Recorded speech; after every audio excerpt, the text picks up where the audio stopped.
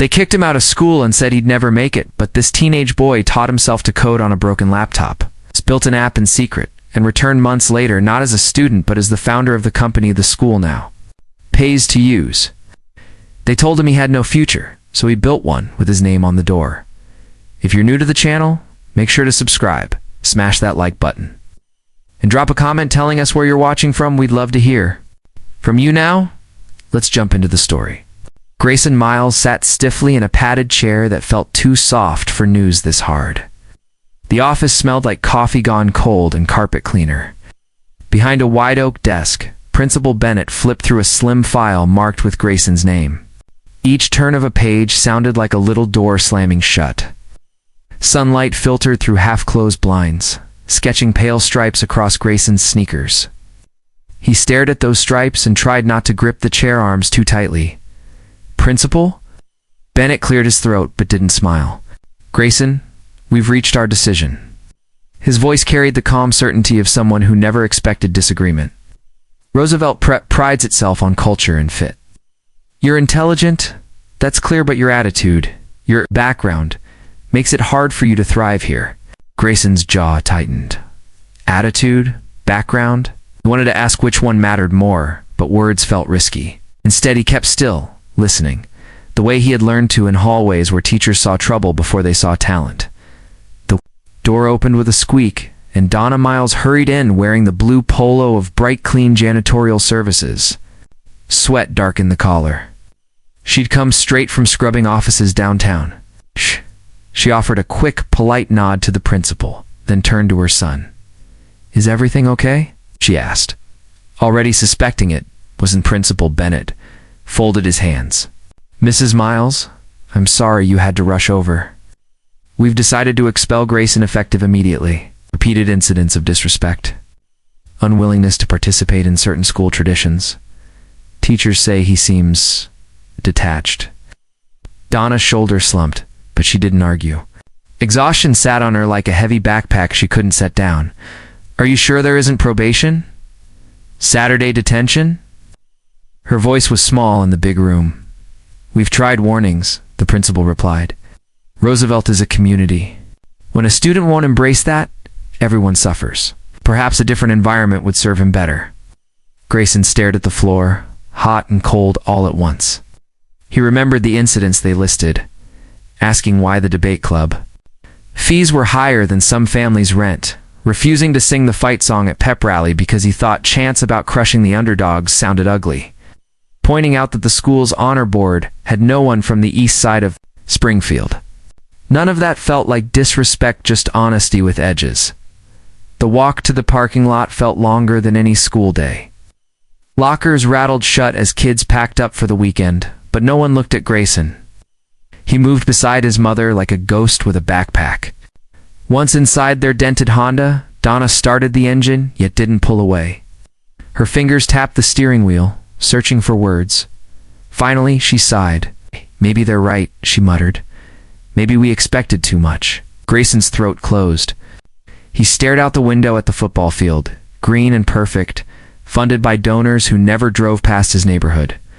He saw himself there 5 months earlier, holding a robotics trophy the school never announced on morning news because they preferred sports victories. In that moment, he felt something inside him click shut, like the lock on a door he no longer wanted others to open. The ride home was silent, except for the engine's low hum and the distant whistle of a train cutting through the east side tracks. Rows of boarded storefronts slid past. A billboard promising luxury condos faced a parking lot full of potholes. Grayson watched it all like B-roll from someone else's documentary. Halfway home, Donna's phone rang. She switched to speaker, still keeping one hand on the steering wheel. A friend from work asked if everything was okay. Donna exhaled. "I kicked him out," she said, forcing steadiness into her voice. "Maybe he just isn't built for more." The words hung in the car, heavy as sandbags. Grayson pressed his forehead to the window, letting the glass cool the burn beneath his skin. That evening, the apartment felt smaller than usual. The kitchen sink dripped its tired rhythm. Grayson's 9-year-old sister, Riley, practiced spelling words at the table, unaware of the storm swirling above her head. Donna reheated leftover noodles, slid a bowl toward Grayson, and managed a faint smile. He thanked her, but didn't taste a thing. Later, Grayson lay on his narrow bed, staring at a ceiling webbed with hairline cracks. Moonlight spilled through the blinds, painting shifting shapes. He thought of Principal Bennett's polite finality, his mother's resigned sigh, the whispered judgment he'd overheard in the hallway. He never had a future anyway. Anger might have come next, but something else arrived first. Resolve. It slipped quietly into his chest and settled there like a new heartbeat. He reached under the bed for his battered La Papa thrift store Dell that groaned each time it opened. The blue power light flickered, then steadied, painting his face with a faint glow. On the screen, weighted lines of code, half-finished modules of an app he'd been building since freshman year. He called it Track It, a simple dashboard that broke big school tasks into bite-sized steps, sending reminders before grades slipped too far. Teachers might not listen to kids from East Springfield, or maybe they'd listen to data. Grayson's fingers hovered over the keys. Tomorrow, he knew, he'd wake up expelled, branded difficult, told to aim lower. But tonight, the code didn't care about expulsion letters or polished fight songs. It cared only about logic and persistence. He began typing, debugging a stubborn loop, refining a colorblind friendly interface, saving changes with obsessive frequency. Each clack of the keyboard whispered, "Keep building." Across the hall, his mother coughed in her sleep, the sound of a person who cleaned offices that weren't hers. Grayson paused, listening, feeling a strand of guilt tug at his resolve. He promised himself he'd prove to both of them that expulsion wasn't an ending. It's just a badly labeled doorway. Somewhere past midnight, he closed the laptop, eyelids heavy but mind sparking. He whispered into the darkness, "They say, I don't belong, so I'll build the place where I do." The ceiling cracks seemed to shift, forming maps only he could read. Grayson turned on his side, heartbeat steady, and finally drifted into a dream that felt a lot like plans. Morning light seeped through chipped blinds, painting thin bars across Grayson Miles' cluttered desk. Empty ramen cups stood like toppled towers beside his worn-out Dell. While most of Springfield stirred for school or work, Grayson typed, face lit by code and quiet determination. His suspension letter lay folded under the keyboard, out of sight but never out of mind.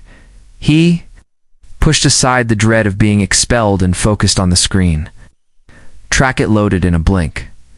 A bright dashboard with simple icons: homework tracker, grade monitor, gentle push notifications. The logic behind it was solid, but the interface still looked rough, like a house without paint. Grayson tweaked color palettes, making sure they worked for colorblind users. Then built a progress bar that turned yellow when grades dipped in red when they plummeted. Every keystroke felt like proof that he belonged somewhere. Even if that place existed only inside a laptop, his sister Riley slipped into the doorway, rubbing sleep from her eyes. "Mom made coffee," she whispered. She left early again. Grayson nodded, saved his work, and shut the lid. The Dell made a soft click that sounded like a promise. He ruffled Riley's hair and told her breakfast would be ready in 5, after getting Riley off to her school bus. Grayson walked too. The public library hoodie pulled up to guard against October wind. He found an empty corner and logged onto a computer with a faster connection than his own. He searched for scholarships, coding boot camps, any path forward, scrolling through endless links.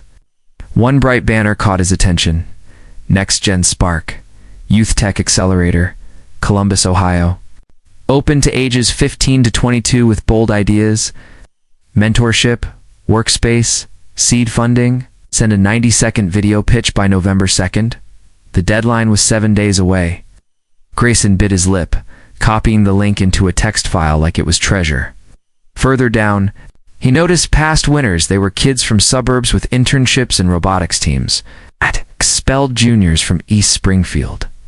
Still, something inside him sparked at the name, Next Gen. Maybe they truly wanted the next generation, no matter where it came from. That evening, he borrowed his mom's cracked Android phone and taped it to a stack of books for a makeshift tripod.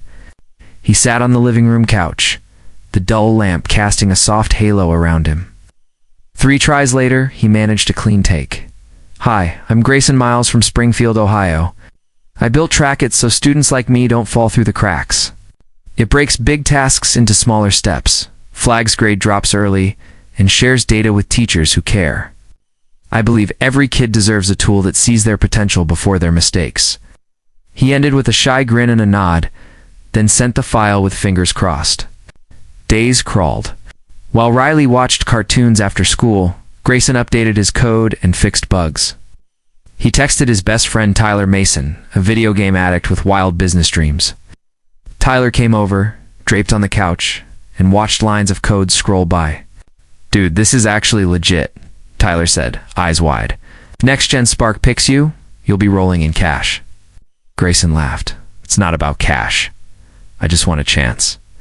Tyler bumped his shoulder playfully. "Sure. But money wouldn't hurt, right?" His grin held a flicker of something unreadable before fading into excitement. Grayson chalked it up to Tyler being Tyler away chasing schemes. 4 nights later, new email lit up the laptop screen. "Congratulations, you are shortlisted for final interviews on November 14th. Grayson's heart hammered. "Shortlisted?" He jumped up, nearly knocking over a cup of pencils. Riley squealed when he told her, spinning in a happy dance that made him laugh for the first time in days. One requirement stared back from the email. Bring a signed guardian consent form to the interview. Grayson's smile faltered. Knew his mom loved him, but she feared disappointment like some people feared fire. She'd call this whole thing a long shot. Maybe even a waste of bus fare to Columbus. That night, Donna Miles returned home later than usual, shoulders drooping, fingers stained with cleaning chemicals. Grayson waited until she had eaten a quick sandwich, then approached with the printed form. "What's this?" she asked. He explained Next Gen Spark, the app, the chance. Words tumbled out like marbles, fast and shining. Donna listened, her eyes tired but soft. "Sounds promising," she said, "but these programs cost money in the end." "Travel new laptop? Who's paying for that?" "You need something certain, Gray?" "They cover travel if I get in," he assured. "I just need your signature." Donna rubbed her eyes. He can't afford more false starts. She slid the paper back and stood.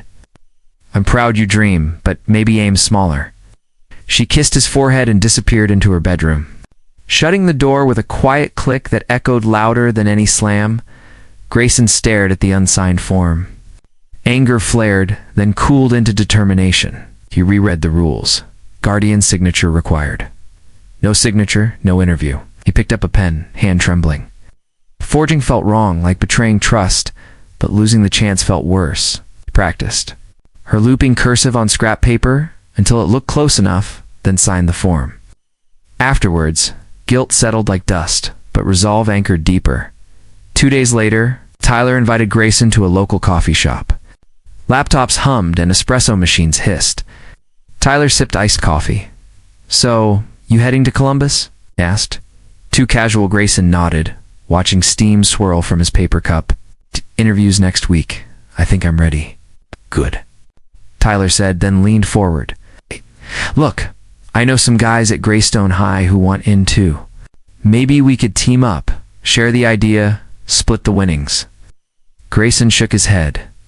"Track it's still rough. I need to finish it alone first." Tyler's smile tightened. "Suit yourself." That night, Grayson pushed through final edits. Not noticing Tyler's phone buzzing with secret messages across the table, on Sunday afternoon, while Grayson debugged his reminder algorithm, an email pinged. "Thank you for your submission to Next Gen Spark, Tyler." Confusion sharpened into dread. He opened the attached summary. Tyler had entered under a new team. Name with a student success concept suspiciously close to Track It. Grayson's pulse pounded. His best friend, now competitor, armed with his stolen idea and maybe a smoother. Pitch dot, he shut the laptop and stared at the peeling paint on the wall. Betrayal hurt, but it also clarified. If the world kept telling him he didn't belong, he would answer with code no one could ignore, even if no one believed in it yet. Grayson reopened the Dell, its eyes burning but steady, and typed deeper into the night, fortifying every line of logic, preparing not just to compete, but to prove ownership in front of anyone who dared question it. Grayson Miles stood near the corner of the grand hall, gripping his folder like it was a shield. The Next Gen Spark pitch event was already buzzing with movement, bright lights overhead. Judges chatting at their table, finalists reviewing notes with mentors who wore expensive watches and calm smiles. Grayson felt out of place in his ironed shirt and secondhand slacks, but he kept his chin up. He had barely slept the night before. Instead, he stayed up polishing the latest version of Trackit, running one last test on a borrowed tablet from the library. It had worked barely, but it worked. Now all he had to do was stand under a spotlight and convince a room full of professionals that a kid from East Springfield, who got expelled from school and forged a signature, had built something worth funding. As he waited, he spotted a familiar face across the room, Tyler Mason, standing with his team, two older teens, with blazers and slick laptops. They laughed about something Grayson couldn't hear. When Tyler finally looked up, his expression barely changed, just a small, smug smirk, like the past didn't matter. It's like they weren't about to compete for the same future. Grayson looked away. No time for doubt now. A woman in a headset walked over to him. "You're Grayson Miles?" He nodded. "You're up next. Take a breath. Walk slow. The mic's already on." His legs felt like concrete as he stepped toward the stage. Lights blinded him for a second, and the crowd blurred. He heard the moderator say his name, followed by polite applause. Then silence. Grayson took the center of the stage. His voice felt trapped in his throat, but he swallowed hard and began. "Hi, I'm Grayson Miles. I'm 17, and I built an app called Trackit. It helps students manage their homework, grades, and daily tasks. But it's more than that. It's a quiet support system for kids who don't always get help when they need it." He clicked to the first slide. A simple layout of the app popped up on the projector screen. "When I got kicked out of school, no one asked why. It just said I didn't fit. But what if there had been a system in place to notice the signs: late work, falling grades, stress, signals before it got that far? That's what Trackit does. It doesn't judge. It helps." Grayson kept going, showing the features: smart alerts, progress charts, and a private feedback section that allowed students to reflect on their own learning. He didn't use fancy words. He didn't try to impress. He just told the truth. When he finished, the crowd was quiet for a second. Then the applause came, genuine and strong. Grayson exhaled, shoulders dropping in relief. One of the judges, a tall man with gray hair and a calm voice, stood to ask questions. "Grayson," he said, "your story's powerful. But we do have to ask, can we speak to your parent or guardian to verify your application? We need to confirm the consent form." Grayson's heart froze. He knew this moment would come. Before he could answer, a voice called out from the back of the room. "He's telling the truth." Grayson turned. Standing near the entrance was Donna Miles.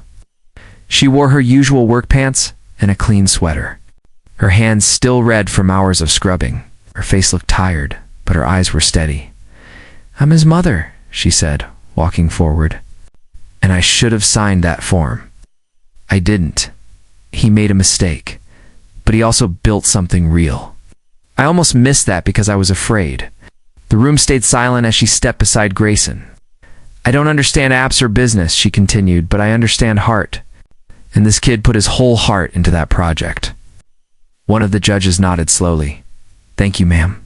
That's all we needed." Grayson's throat felt tight, but he managed a soft thank you as his mom walked off stage. She didn't hug him, didn't say more. Just gave him a quick nod before disappearing into the crowd. As Grayson left the stage, Tyler brushed past him on his way up. "Nice performance," he muttered. "Let's see if truth beats polish." Grayson didn't answer. Tyler's pitch was clean, confident, and full of corporate buzzwords. His slides looked sharp. His teammates nodded like professionals. Yet, as he spoke, something felt off. The app idea sounded familiar but empty, like a shell with no soul. When Tyler finished, the applause was polite but shorter. A few people whispered. One judge frowned slightly. After all presentations wrapped, everyone gathered for the announcement. Moderator stepped forward with a small white envelope. "Today's winner will receive a $200,000 startup grant and mentorship to bring their idea to life," she said. "We were inspired by the creativity, bravery, and purpose behind many of your projects, but one stood out." She opened the envelope. Congratulations to Grayson Miles. The room burst into applause. Grayson stood still, stunned. For a moment he couldn't move, then Tyler's voice hissed beside him. You stole that win. Grayson turned. You stole my idea first. I just reclaimed what was mine. Before Tyler could answer, one of the judges walked over. We know about the similarities between your apps, she said calmly. We reviewed the original code submissions and timestamps. Grayson's version came first. We checked everything. Tyler's face went pale. Without a word, he walked away, his team following behind. Grayson walked onto the stage to accept the award. Lights flashed, hands reached out to shake his. The check felt heavy in his arms, but not as heavy as the pride swelling in his chest. When he stepped off stage, his mom was waiting. You did it, she said, eyes wet. Grayson smiled. We did it. And in that moment, under those bright stage lights, truth didn't just win, it shined. Grayson Miles sat in a small office with white walls and a wide window that looked out onto a busy street in downtown Austin. The desk in front of him was simple light wood, smooth surface, no clutter. A nameplate rested neatly at the edge. Grayson Miles, founder and CEO, ran his hand over it like he still couldn't believe it was real. It had been 6 months since the pitch event, but everything since then had moved fast, almost too fast to keep up with. 1 week after winning the seed grant, he'd been invited to meetings with investors, educators, and tech advisors. At first, he felt overwhelmed. He wasn't used to boardrooms or conference calls, but each time he showed them his Aptricon, explained why it mattered, people listened. People cared. He used the grant money carefully. No flashy cars, no expensive gear.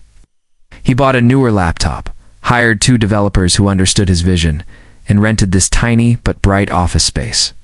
It wasn't much, but it was his. Made sure to send the school that expelled him a letter not out of spite, but to ask if they'd be open to using his app in their classrooms. Surprisingly, they said yes. 2 middle schools and 1 high school had already signed on to test. Track it for the new school year. Feedback came in quickly. Teachers said students were turning in more assignments. Parents liked the alerts. And the best part? Students started believing they could stay on top of their work. Kids who once felt lost were now organized, focused.